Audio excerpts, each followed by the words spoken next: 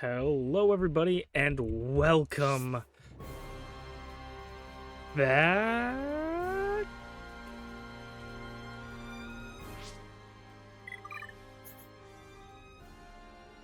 I loaded the wrong save. And welcome back. So it's been a while, okay? Sometimes I click the wrong thing. How's everybody doing today? It's been a little bit since we've actually played Xenoblade Chronicles Definitive Edition. I haven't really played it off stream or off video in a while. Haven't really done a lot of stuff. Probably will do some of the side quests again.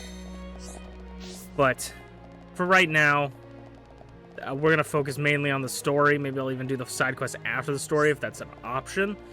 And I'm going to be honest, don't really remember too much where the story's going, but I think we'll easily be able to get back into it. I hope you guys are excited. I really want to get this done because sooner rather than later, I would love to get onto Xenoblade 3. That is one of my goals this year, is to get through that game. Get through, play it, right? I'm trying to remember what the hell we're doing. High purity ether crystals are enable the heroes to prevail over the Fog King, but they seem to be in very short supply. The group must enlist help of the Gran Del townsfolk. Okay, makes sense. So we gotta get some ether crystals. High ether crystals, eh? Well, it's the first time I've heard of it. But now that I think about it, I might actually have a rough idea about where to find one. I hope it was what you were looking for. Ah, blast. You know what? I can't recall. It was a long time ago, so my memory's a little hazy. You and me both, brother. Sorry, your best bet is to be asking a fellow squadsman of mine. He's on the ramparts and bound to know more. Okay. I don't know if any of these people that I'm talking to right now are people that I need to talk to, but I'll just talk to everybody that's close to me. If I can find that person. I think that person might be up there. Yeah. Oh, we're back in one of the best fictional game worlds in existence. Let's just put it out there. Xenoblade Chronicles is both Xenoblade Chronicles best video game worlds. If the audio is a little bit quiet this episode, I apologize, because I take such big breaks in between these episodes that I end up tweaking settings, trying to make things sound a little bit better. So the game might be too loud, might be too quiet. I'll try to fix it in post to make it the best I possibly can, and I'll probably fix it by the end of next episode. I'm very bad at just trying to get things done right the first time. I tend to like to make mistakes and then learn from there and move on from there. But if you guys have been enjoying this series, and I appreciate if you have, let me know. And I apologize for how poorly this series has been treated. This game has been treated by me, because this has just been the battered and abused child of the channel, where we just put it on hiatus every two months. I truthfully don't even think this is where we're supposed to be going. I'm trying to figure out what. Classic Shulk, just jumping off the edge of things. Oh, we are so back. Good old classic Shulk. Thanks, man. Yeah, I think there's a guy up there. I just don't know how to get up there. There's some ether crystals over here. See, there's that guy over there, and then there's also the other area, which I don't know if that might be. No, it's not that, so it's got to be something else. All right. I don't want that guy to be the dude I need to talk to, though. It's not all the way up there. And I also don't want this to be the whole episode. The tale of me trying to figure out where the guy is. Wouldn't that be such an incredible episode? That'd be so enthralling. Ah. The tale of me not being able to walk. I was actually going to start recording this a little bit recently, and by recently I mean I was going to start recording this again yesterday, but it was really funny because, you know, it's kind of hard to get into the mood to play this game sometimes, especially when you haven't been playing a game in a while for YouTube. For me, I tend to be like, you know what, I don't really want to play it right now. I'll play something else. I can just watch YouTube videos and scroll endlessly, you know? But, so I was like, yesterday, I was like, I'm going to play Xenoblade, start recording again, because I haven't recorded in forever. And then I grab my Xenoblade controller, my Pro controller, my Xenoblade 2.1, go, okay, let's play it. It's not charged. So I grab my Monster Hunter one. It's not charged either. Okay. So I guess we're not playing it today. I was just like, you know what? Please live. Oh, let's go. I don't even know if this is where we need to go. But yeah, I was gonna play this game yesterday, and then immediately was just like, you know, just found a reason not to. Oh, this isn't even a thing I need. This isn't even... What is this? This is something else entirely. Okay, well, we got it for us later. That's so funny. I'm trying to remember how to open the map. I think it's this. Is there a teleport here?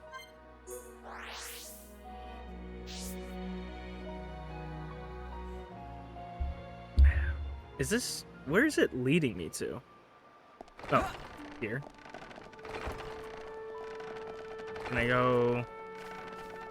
Here? Okay, it's a guardsman up there.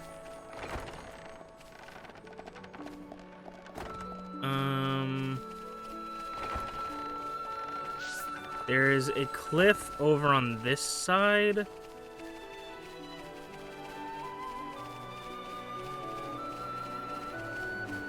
I feel like one of the biggest issues, it's not like a super bad issue, but this has always been the issue for me playing these games, Xenoblade 1 and 2, is that verticality has always been the issue of trying to figure out where the hell to go. Like, we obviously need to go up here, but it's not telling me how to get up there. So having like a waypoint kind of defeats the purpose, because I have no idea how to get up there. It's like, sure, I can walk over there, but how do I get to that? Am I missing something obvious? But that was something with Xenoblade 2. The little compass at the top.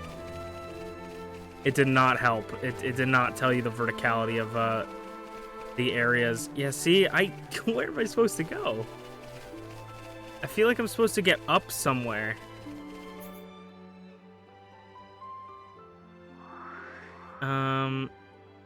Maybe this way? Yeah, it feels like you're supposed to be... It's gonna be something obvious. Like, it looks like you're supposed to go up there. But also you could be going up there. I feel like it's gotta be something so obvious and I'm just completely blind to it. This is the Let's Player curse, though. If you ever, like, record yourself playing a game, you just record the stupidest moments of yourself. Because everybody who's played this game is screaming, "Go right! Go left! What are you doing?" And I totally get that frustration. Oh, exactly. Say, "Go right!" I totally get that frustration, but honestly, watching people struggle playing games and learning them is, like, such a fun experience for me. I love watching people, like, especially like games like Minecraft, where there's just like a lot to learn. It's super fun. Hey, how's it going? Let's keep it brief. High into your crystal. Ah, I think I know where you're getting at here. I'm not entirely sure of the location, but I do know there's supposed to be a very rare ether deposit near here.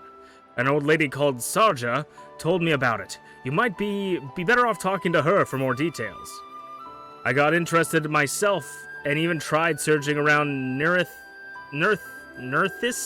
Necropolis, but I couldn't find a thing.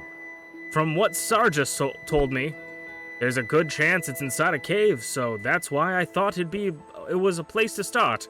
Alas, if it really is in a cave and it's not there, then I'm still stumped. Then I'm stumped. Still. That doesn't mean much. There'll be other places to check. Can't say for certain, of course. But I do think that we're talking about the same thing here. I expect you'll find Sarja at Hero's Rest, down to the south end of Grandel. She's a kind old bird, always worrying about our welfare and that. Anywho, better get back to my shift. Hope I was able to help a little. Oh. Cool. One thing that I'm gonna predict here is, so he just told us to go to south of Grandel. We just talked to a human, or a fawn? I don't remember what they call humans. We talked to like a human. Then we talked to a Hyentia. He said, go find my fellow, like, soldier brother. We talked to a Hyentia, and then they're like, oh, talk to our granny. And I think that's gonna be a, Machina, excuse me.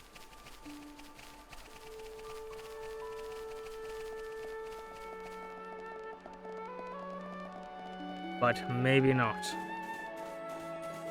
I hope you guys are excited for Xenoblade 3. I'm super excited. I think if you're a Xenoblade fan and you were disappointed with how my enjoyment of this game, I think I'll probably enjoy 3 a lot more. I like this game. I think it's cool, but just not my favorite. Okay, it is not. Yes, a god. Ah, the god at the ramparts told you, did he? He and my late friend were on good terms. Naturally, I had to regale the man with tales of my friend's escapades. I believe the one that may be of particular interest to you is the time this friend, a Hyentia man, discovered a crystal. He was a real go-getter, and the man was traipsing around exploring from the day he set foot on the shoulder. He would tell me all sorts of stories from his adventures to entertain little old me. I remember it like yesterday. The sky was as brilliant blue. Burning. Birds were singing. I'd come to pay respects at the graveyard, like any other day. And then, along he came with the biggest smile on his face, and took out an object wrapped in cloth. Said he'd found a strange crystal alongside an ether deposit. And what a light it gave off. The cloth it was wrapped in wasn't enough to stop it shining through. Ah, it was a sight to behold. The core was translucent, yet it gave off a pale glow, warm yet somehow ice cold. It was like being bathed in turquoise light. I've never seen anything more beautiful, and I don't believe I ever will. Sadly, it dwindled to nothing in a matter of minutes. If there's anything left of it, I'm sure I would have kept it as a memento, I'm sure. I remember him telling me how incredibly large the deposit was, dropping down from the ceiling above. From his description, I imagine it might have looked something like a stalactite. Which is why I'm convinced that it must have been in some sort of cavern. And despite the deposit size, the crystal he retrieved fit comfortably in the palm. It must have been formed over a long time period. Ideally, he could have told you exactly where it was located. But I'm afraid that's not possible because he's sleeping here quite peacefully now and cannot really be disturbed. I'm sorry I wasn't able to show you the exact location, my dears. Still, I hope that the little antidote was of some use to you. I pray that you, too, will be able to find what you seek. Thank you, Saja. This is going to be a great help to us. We'd better report back to Ranzam. Turquoise crystal. Really bright light. Now, I may not be the brightest bulb in the shed, but turquoise is purple, right? Right? Turquoise is a type of purple.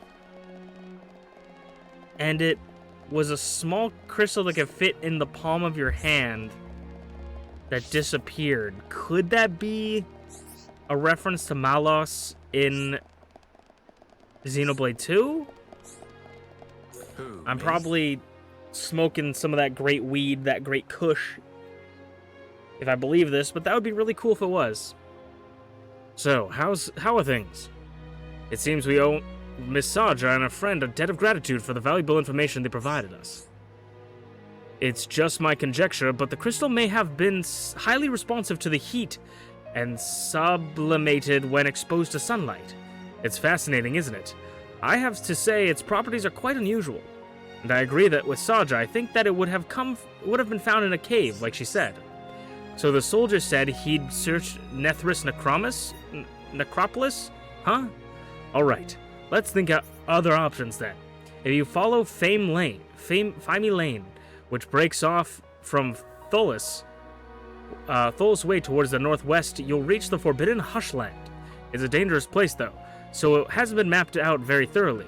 Nevertheless, there is means to be a cave-like location thereabouts. The man who found the crystal must have been a formidable swordsman. It may be from that news of the cave's existence reached us. Maybe from him that the news of this cave's existence reached us. Very worthy. I pray that you find a high ether crystal. I was probably calling them high entia crystals. There indeed. You are the only one who can rely on the harvest. We can rely on to harvest it. I'm afraid, good luck.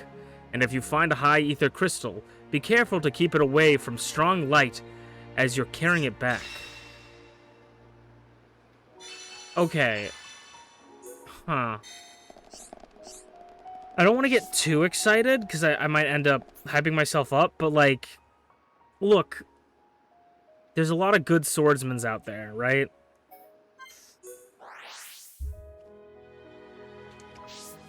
And I can't imagine Rex was in this universe ever to get the light. Like, I don't think that anyone like Rex or Adam could be the ones that did it, right? Where am I, like... Oh, I guess we gotta go, like... I don't want to fall off. I just want to see... Oh, okay, we gotta get down here. I don't want to say, like, Rex or Adam. It could be Malos. They could be trying to throw us off by saying, like, using masculine terminology and maybe, like, Pyramithra. I don't want to... This is stupid, because I know it's not going to be that. But, like, it could... I'm feeling like maybe there's some sort of relation to 2 here. Dude, where am I? Where does it want me to go? Is it telling me to go, like, all the way to the back?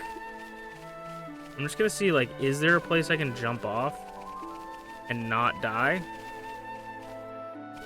Or does it want me to go... I think it might want me to go here.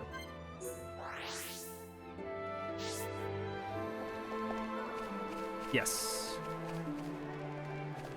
Dude, this place looks sick.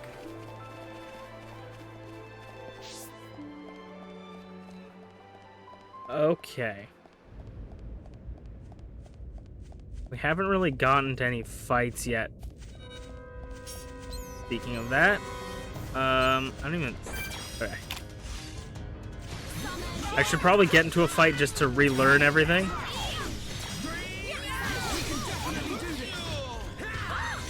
Nice. Oh. I think I'm not close enough.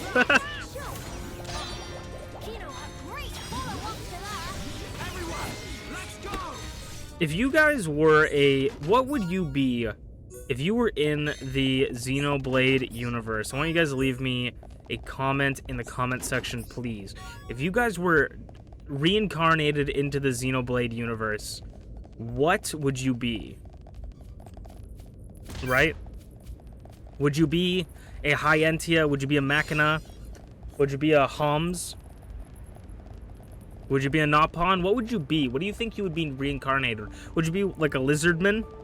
In the wilds? Holy man, that's so... Wait, look at that. There's no way to go first person, is there? I don't think there is. There might be. But I'm just like, I would love this as just... Can I, like... No, I don't... Oh! Like, yeah, get up Shulk's butt. No. Dude, that's such a pretty sight. But I think if I were definitely, and I might draw this one of these days, actually, I think that'd be really funny. I think I would definitely be a Nopon, because I think from my experience with Nopons, and I think it's pretty like par for the course with Nopons in the series, is that Nopons are kind of idiots. They're kind of stupid. They're really uncoordinated. They don't know how to heal or pick people up, and be part of a team, but I think that they are, you know, really good friends. I think that they have the potential to be very, very good at things and be, you know, the best members of your team. And I think they're funny, and I think that that's what I would be and what I aspire to be, you know. I may be quite terrible at everything, but I have the potential to be, you know, the best, as long as I get the right stat points and the right items. Is that a freaking T-Rex with a rocket launcher on its back? I don't even know what's attacking me. Okay. I'm like, it won't target it.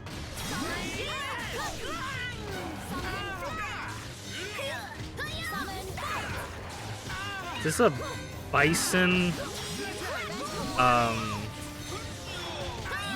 Looks like a bison, like, Triceratops. Honestly, and not to compare, but, Xenoblade monsters... Oh, that's a fog monster one. That's why he's all fucked up. Yeah, I don't want to fight him. Xenoblade monsters kind of remind me of, like... So, okay, this is gonna be a stupid, this is gonna be a stupid comparison, but Xenoblade monsters... Oh, Fog Beast. I'm not fucking with these guys. The last one I saw, like, kicked my ass. I'm not fucking with these guys. Oh god. No. They don't see me, they don't see me. Their creatures are kind of remind me of, like... So, you know the Detective Pikachu movie? How they made, like, Pokemon look really realistic and cool? That's how I imagine Xenoblade creatures looking like, but for Avatar: The Last Airbender. Avatar: The Last Airbender creatures are like the cartoon versions of Xenoblade creatures, but fog beasts are more powerful than regular monsters. Equivalents. These are the regular monster equivalents. In addition to that, they also have a spread. They can also spread a riot surge in a set radius around themselves, drawing in nearby monsters. Enemies who come under the effect of the surge will become aggressive towards Shulk and the party. Additionally, these enemies will be affected by the riot aura, increasing their level based on the strength of the fog beast. Okay, good thing I'm not fighting you. Oh god! Good thing I'm not fighting you. Oh. Oh heavens. I kind of want to take on the fog beasts. If you guys want to see me fight the fog beast, like variants of monsters, let me know. That is a sick monster, by the way. A Satoral Torta, and like a man's turtle. Oh no, my dude, what the hell? I probably should be fighting these guys, but if you guys want to see me fight these beasts, on video, I'll probably do that. But I'm probably gonna be like, I'm gonna do all the side quests. Dude, are they sleeping? I think they might be sleeping. Dude, what level is that thing? Yeah. That thing's sick, though. Yeah, just keep sleeping. That's sick. I want Mickey Mouse there for a second. I want to do a lot more of the side quests. If you guys want to see me fight the beasts, I'll try my best to. If you want to look, okay. I always say this stuff to you guys. But if you want me to do something on video, right? If you're like, oh, dude, I really, really hope he does all the side quests for Xenoblade 3 on video, right? I really hope he does. Because there's some really good side quests in Xenoblade 3. I really hope he does all of them on video, right? You really want me to do that? Tell me in the comments below. Like, it's not even, like, to get engagement. Like, just legitimately tell me. Because I am more likely to do it. If I've ever said, hey, I'm going to do this thing, and then I haven't done it, and you're wondering, like, oh, why did he never do it? He said he was going to do this thing. That's because I kind of went, I don't know if I really care enough to do this. And nobody has asked about it. You know what I mean? One of the, Shadow of War. I did one of the two DLC stories, and I was like, okay, so you guys in the next DLC story. I recorded like a couple hours of me playing the DLC, the second DLC, and I was just kind of like, you know what? It's not really my thing. It's fun, like it's fine, but it's just not like, it's not breaking ground for me. It doesn't feel like there's a point to me playing it. But if someone said, hey man, where's the Shadow of War DLC? You said you were going to do it. I wanted to see it. I was really excited for it. I will 100% do it more. Like, I'll be more excited to do it. If I really don't want to do it, I'm not going to do it. And that's just how life is. That looks like maybe something we're going to need. Is that the Hyantia crystal? No. That crystal looks like something, maybe. But yeah, so, like, if it's something I really don't want to do, I'm not going to do it. That's just how life is. But if it's something that I'm, like, hemming and hawing on, and I'm like, you know what, I would prefer maybe to just do this now and put it on the back burner, then I would more likely do this. You know, like, more likely do what you guys want me to do. And I will do things, like, I will always do stuff that I want to do. If you guys are like, no, I don't really want to see this, I'm like, then just don't watch the video. But, like, if you guys want to do something, then I will do it. 100%. This place is sick, though.